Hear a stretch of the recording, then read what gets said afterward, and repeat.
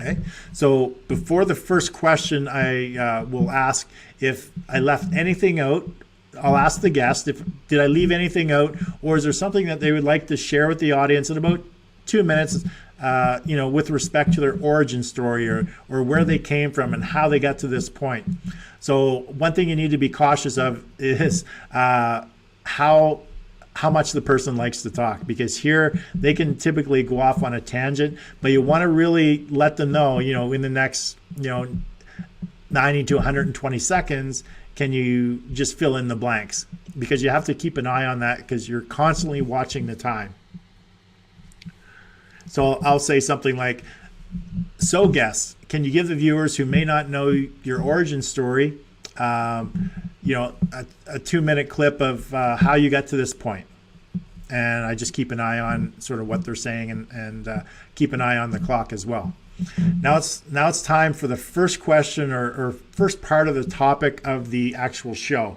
Now in this very first section, I'm going to start to lay the foundation or get some background info on the guest that I think is relevant to the overall flow of the show.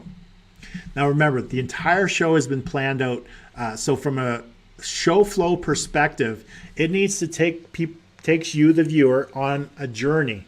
And laying the groundwork or foundation or bringing in relevant context is very important in this first segment of the show.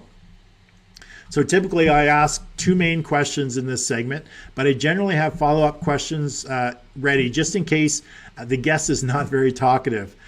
The timing for this section, as I mentioned, is typically 7 to 8 minutes, which is the ideal time before the brain needs a pattern interrupt. Most people cannot give their full attention to something that is continuous without changing things up for more than 7 to 8 minutes.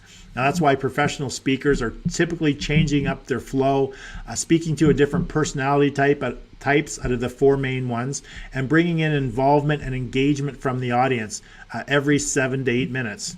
So here's an example of a foundation question I asked the previous guest, Ed Rush, during this segment. So Ed, how many years was it from the time you started your first consulting business to when you started working with Mike? And during that time, who were some of the people you learned from and who were some of your peers? So in that question, I'm accomplishing 2 things here.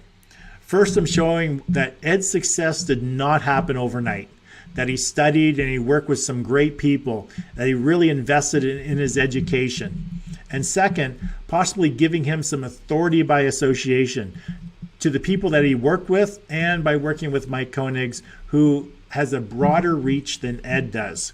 So I'm merging 2 things, authority by association, as well as letting the viewer know that his success did not happen overnight. He put in his time, he put in the work.